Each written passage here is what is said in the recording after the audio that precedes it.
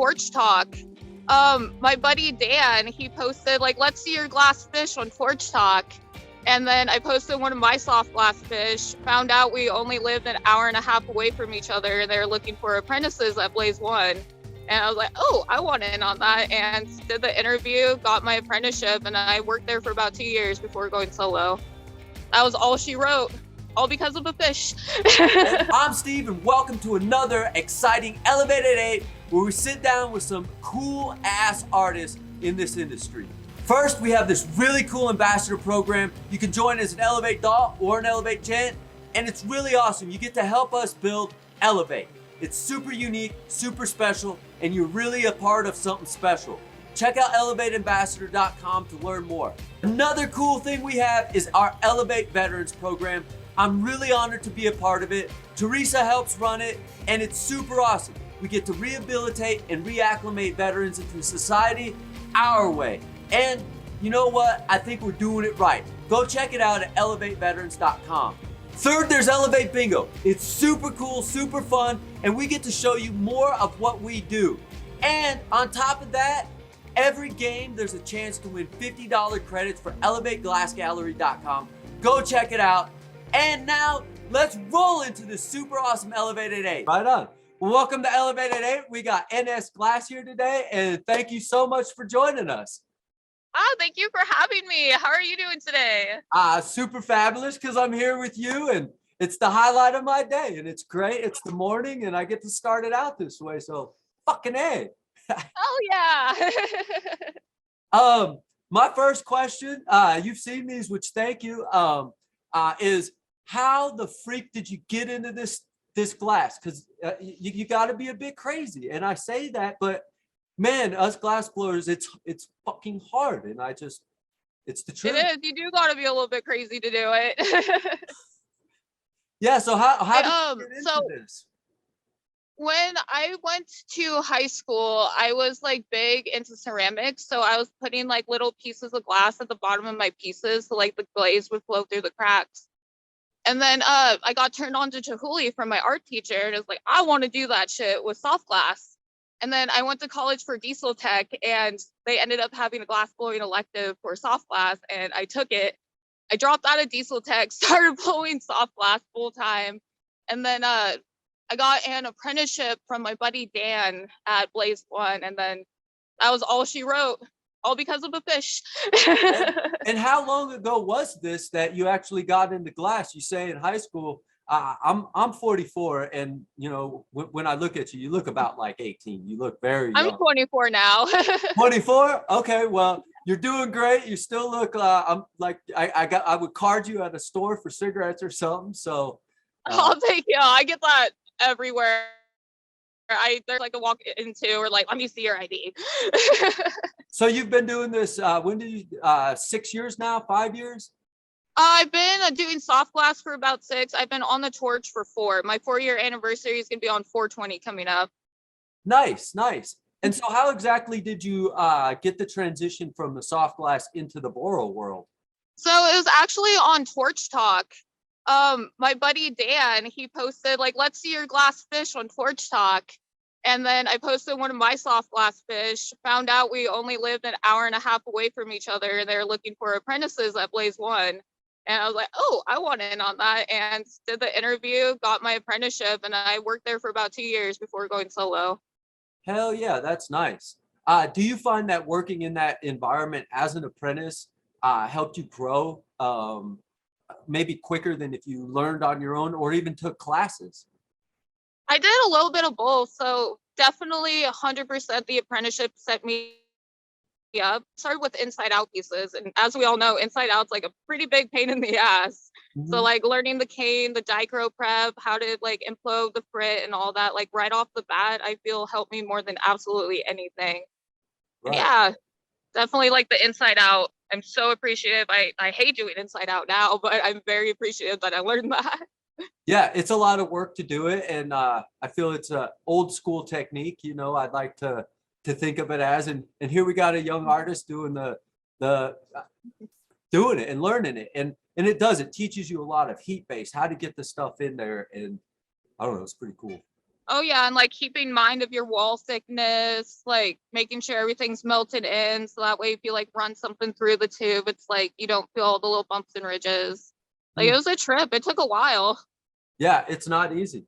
And then so getting into this sounds like Dan was your mentor. Did you have other mentors in this? Or did Dan really take Dan you was under his like the wing? number one that helped me at the shop. Like he was my main mentor, but I pretty much owe like everything to the entire crew at Blaze One. Like Gloria, she taught me so much. Same with Rudy, Shaba, like all those cats, Curly. I could name them all. They've all contributed to it. And like I am so thankful for everything. Yeah, and I bet that's a really neat to be in that environment, somebody that can teach it, to watch somebody flourish as you have, and then to get the knowledge from people that need to get it out there. It's just a neat environment. So that's neat. It Blaze One really is. has that. Like I'm very blessed that I did get in that way. Like Blaze One Glass, like I love them. I'm very appreciative. And they've been around for a long time as well, right? Like I gotta imagine almost 15 plus years. Yeah, I believe it's around 25 years they've 25. been So around. yeah, Yeah, they've been around for a good minute, like pre-pipe dreams and all that. right. So yeah, I was wrong. Thank you for correcting that. I mean, 25 years is a long time. We need to get them in here because yeah, it's been a journey. Um, where do you get your inspiration and creativity in your glass? I see you use a lot of purples, a lot of pinks. It's beautiful. It's my favorite colors. Thank you. To be honest, I just kind of do like what I feel like I would personally want. And I like dark, mystical, like dark forest type themes. So like I try to stick with that. Like if you're walking through the forest in the mountains in the middle of the night, the starry sky, the beautiful like auras you can see above the mountains, like that kind of thing is like what inspires me. Nice. And that's what I see in your artwork. It's not dark. It's just like maybe nighttime, like you said, because it's real like Yeah. fairy type stuff, and not really fairy, but just whimsical or music. Yeah, like the dark mystical, like I love that so much. That's what I like try to go for. Nice. What's your favorite color to use? Ooh, that's a good question. It's like a hard tie between royal jelly from Molten Aura or gold amethyst from Greasy Glass. Ooh, I Like a really little bit addicted to those. I really love that greasy glass. It's a neat purple. It's not the same as molten ore, but it's Yeah, it's like, oh, and it's such butter to work with. I love it so much. agreed. It's become one of my favorite colors as well. Um, Heck yeah. what's another color that you don't like? What's a color that you're like, I I don't know. That's a good question because I like all the colors. Like they all have their own workability. They all have like their own pain in the assness. But I'd say like the most frustrating one for me to use would probably be like the original lava but pad. Like I kind of like it's a pain in the ass sometimes. it's pretty much meant only to be encased, I think, because yeah, it's a fun color, right? Yeah. It's like it's a pain in the butt, but I like how it looks. It's just like hard to work, like you say. Yeah, it just has that super pop that just reaches out and grabs you and says, "Look at me." Oh yeah. And then like if you like ever so slightly fuck up your flame, it's like, ooh, here's the bubbles. Look at me more, right?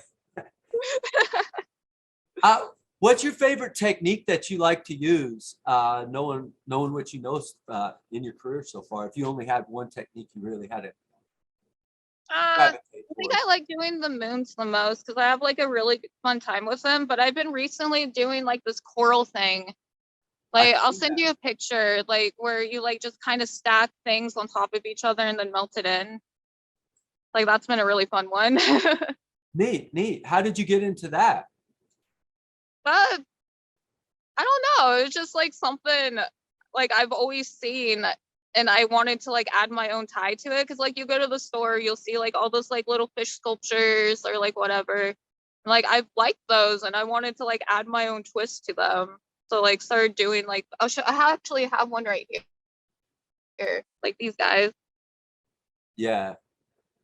And look at that. It's so beautiful. The colors, they complement each other. Just beautiful. I love it. Oh, thank you. I appreciate that. And what were those colors there? There was some bright green there. Oh, it's a Roswell with forest green, and then the starfish. The seahorse in the center is a pink Cadillac with gold ruby over the top of it. Man, that seahorse is beautiful. I love it. Oh, thank you. I appreciate that. I actually just made this yesterday. I took it out of the kiln like Ah, right as I answered the call. I was like, "Ooh, I'll grab that." perfect. Well, I'm glad we got to show that off here too, because it's freaking beautiful. I love it. Thank you. Yeah, y'all got the first sight. Hell yeah. What are your favorite things to blow Ooh, or create maybe? hard tie between sculptures and marbles. Like definitely those two are my favorite. Like I love doing the mushroom rigs, but I really like when I can like be creative with something and like just kind of low without having to worry about functionality. Yeah, it takes away a little bit of, I guess, maybe butt puckering a little bit there and allows you Yeah, to focus on some creativeness. And yeah, you get like that little bit of anxiety. It's like fuck, fuck, fuck. right, right. Um, and then what do you consider the most challenging piece you've ever worked on or created so far in your career? Probably the collab piece that me and Gloria made at Melt. That thing was a pretty big pain in the ass because like we weren't used to humidity. We were from dry ass Northern California, and so going into like Pennsylvania, everything's so humid. Like we're not used to having condensation in our blow tube, so that was like a whole nother trip to work with. Oh, wow. Yeah, yeah, yeah. I don't deal with that either. Yeah, so like dealing with that, and then like the kiln situation. So if you guys like remember at Bell, they were like testing out these new Paragon kilns where you'd open the door and it shut off the inside. So like all that heat would escape every time the door would open. And that That was like super frustrating that too. doesn't seem good. Like, why would you want to test that? No. Like I don't even know if they sold any, to be honest. Yeah, because it seems like, you open the kiln, common sense is all the heat comes out. So more heat needs to be created. Maybe, No, exactly. Like Scott got their shit on point. huh? That was crazy. It Uh, was a trip. so do you get to collaborate often with people then, especially working in a studio where you're at now, and then from Blaze One as well? So a couple months ago, I was pretty much solo. The only collabs I would do is like between me and Gloria or the cats up in Chico. Now like I'm in a shop with a couple of folks, and we get to do stuff now, so it's great. Nice, nice. Do you like working on collabs with people that like take charge of the collab and they make the big stuff, or do you like taking charge of the collab and I guess whatever? Because it seems like sometimes collabs kind of have to have a leader on one side or Yeah, the like a main person. I see what you're saying. It depends on the piece, to be honest. Like when me and Gloria were working on like the recycler and that one doer, however you say that piece, like definitely I didn't know what the hell certain things were, how to do certain techniques or bigger pieces. So definitely like that she take charge. But for something more like sculpture wise or like that kind of aspect, then I would like to be the cat that's like, do this, do this, do this. Nice, nice. So you kind of know where your strengths and weaknesses are when you pair up with somebody, and then you're willing to flow with the flow to make the best piece. Oh yeah, that's like the only way you can really do it. If you guys are like constantly battling each other, then that's just bad vibes in a piece. Most likely not going to survive. Yeah. Um, what's the most amount of time that you've ever put into a piece of work? Ooh, probably like 2 days. Really? Like I want to dedicate a week to this one idea that I have, but I just got to wait for like the right opportunity for that to happen. It takes a lot of dedication to do that. I mean, if you put in a week into it, there's a lot of prep, a lot of time you thought into it. Uh, so man, the anxiety I'm sure on something like that is just nuts. Oh yeah. Oh yeah. Especially when you put like all that time in the prep and then the time for assembly, you're like, oh. Oh fuck. How did that piece come out for you that you put in 2 days on that? That's a phenomenal time. Oh, I'll send you guys a picture. Like it turned out great. I'm really excited about it. I feel like it set me up. Like I actually days ago. And like I want to just keep pushing myself and doing things like that. So you like stepping outside your comfort zone and getting to that sweaty part, the butt pucker part where you're like, ah, fuck, Oh and then yeah, all day, faster. every day. If I don't push myself at least like once a day, I don't feel like I got shit done. Right. Well, earlier you said you went to school as a mechanical or a diesel mechanic, or you're going to do Yeah, diesel mechanic. diesel mechanic. So have you always been hands-on your whole life, just getting in there ready to fix stuff? And does glass, the puzzle of glass, does that attract you? Oh yeah, like I think what I love about glass the most is how freaking hard it is. Like it's one of the most challenging mediums out there. Like you gotta force yourself to push through. You gotta like figure shit out, or else who the fuck knows what's gonna happen to it. And that's what I love about it. Like it's so fucking hard. Absolutely. And that's why I always like to start out with, you got to be fucking crazy, because it is so hard. And then to earn a living at it is hard. And, like there's so much at it. But there are so many facets to glass to where there are ways to make money, whether it be an artist or uh, scientific glass. And there's all like, it's just neat. It's hard. Yeah, every avenue just has its own beauty to it, like you're saying. Yeah, I love it. And then in glass too, I feel like I get to meet a lot of people just like me, or we have a lot of aligned ideas, different ideas, but as well as a lot of ideas. Because glass blowing, you gotta be crazy, you gotta believe in yourself, you gotta yeah, it's neat, man. I love seeing the new cats like you come up. It's just awesome. I appreciate that. Like I love watching everybody work and everybody's workflows, like how they do certain things. Some people are like super crazy, bouncing back and forth. Others are like very intricate and like mindful of their surroundings. Like it's a trip.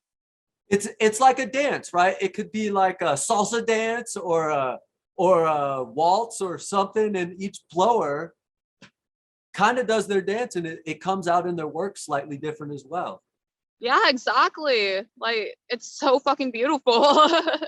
It is. It's neat to be a part of it. Yeah. Do you consume cannabis yourself? I do all day, every day.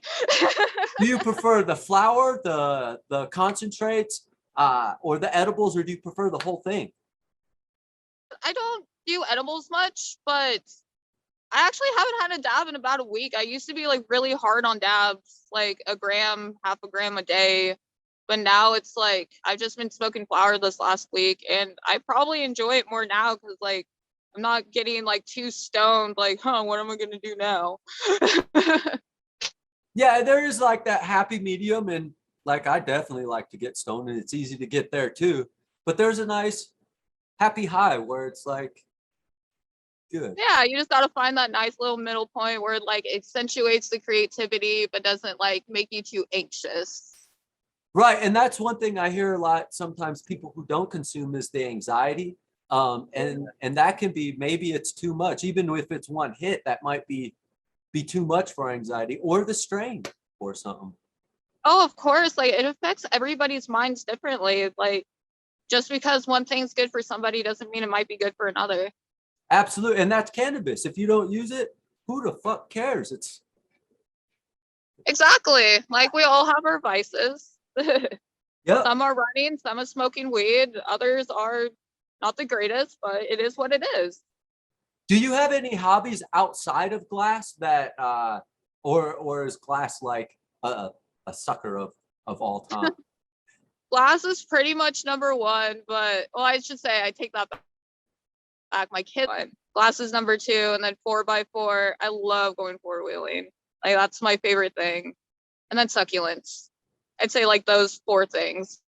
Nice, nice. So again, there's some nature stuff, succulents. What's your favorite succulent out there?